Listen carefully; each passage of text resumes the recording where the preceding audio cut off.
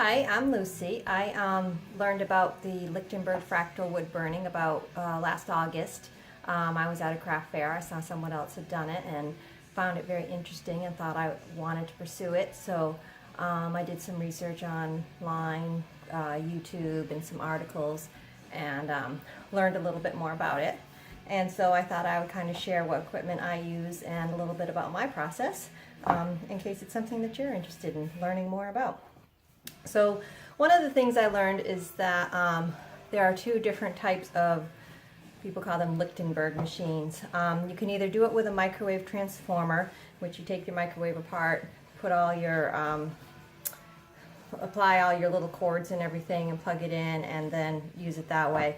The other option is using a neon light transformer.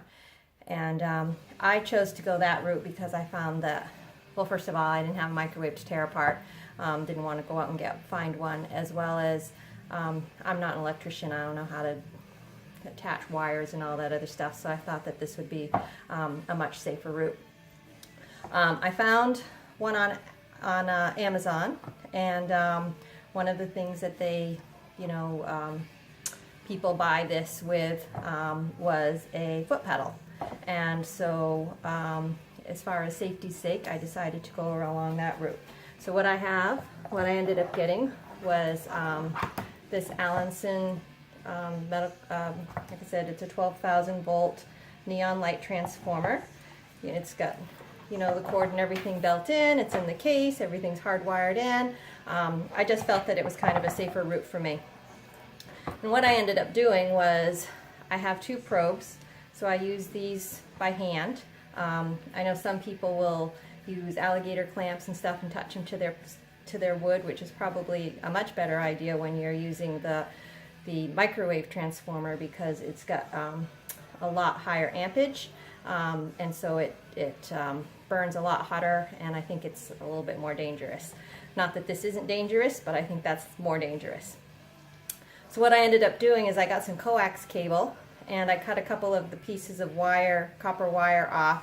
It just gives me a little bit of a heavier point. And then I electrical taped it on. Holding the wires are just thin and wiggly, and found that really hard to handle. And so I just took a little chunk of PVC pipe, electrical taped it all together, and here I have my two probes. Here is the pedal. So the electrical cord from the light transformer goes right into this, and then I plug it into the wall, and so my current, it's an on-off pedal. So when I step on it, I get current. When I lift my foot off, it's gone. So that also kind of makes me feel a little bit better about the safety aspects of this. I have an old Rubbermaid lid that I use as a surface to work on. I mean, they're not really rubber, but I think they still add a fair degree of insulating quality, non-conductivity, as well as where they're Rubbermaid, I'm working with water and all that other stuff. It just catches a lot of the mess. And you can see here where some of the water has collected, and I've got electrical current and I've got burns in there. So again, it's just protecting my surface, helping to protect me, and making cleanup really easy. I just toss it in the shower, scrub it down, it's all clean and ready to go. What else do I use? Of course, I did find that early on I was using just my bare hands on the cords, and some of the moisture was coming up the cords a little bit from the baking soda water solution, and found that I got a couple of minor shocks. And at one point I got one that was strong enough to kind of tingle in my arm for a little while. So I decided that I needed to take my safety level up one more step and picked up some linesman's gloves. These are rated for 17,000 volts. So I put these on. They're kind of awkward to work with because they're really stiff, so I don't have a lot of dexterity, which is again why handles on the probes are very helpful, but I haven't got a single shock with these since I've been using them, and that's been great. I also use a fan. I work out of my kitchen because the counter height is nice, as well as I have all the electricity, the sink, everything that I need is right handy. I've got great light coming in through my windows. I use the fan to blow the smoke out of the face. I learned pretty quickly. And, having that smoke coming up into your nose and into your eyes is not really that comfortable. I have my handy dandy paintbrush to apply the baking soda and water, just a regular old plastic bowl. I've read different things, talked to a couple people, and they have formulas for their baking soda water solution based on what kind of wood they're using.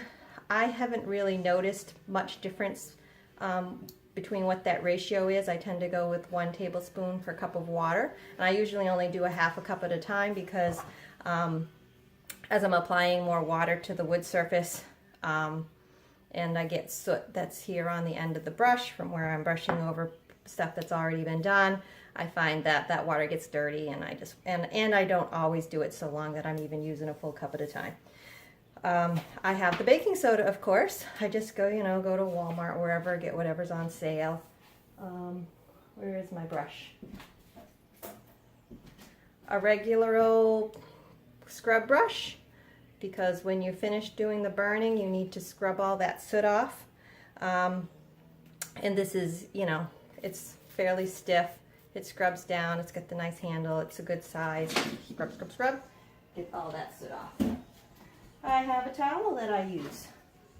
It serves 2 purposes. Once I get done scrubbing everything off, I dry it and try to get some of that moisture out of the wood so it's not sitting on there. And also, as you're burning or electrocuting, the wood starts to dry out from the heat, and so I have to reapply little spots. And sometimes if you get too much water on it, it won't work through puddles or standing water, so I kind of just have to take my towel and dab at it and clear up some of that water.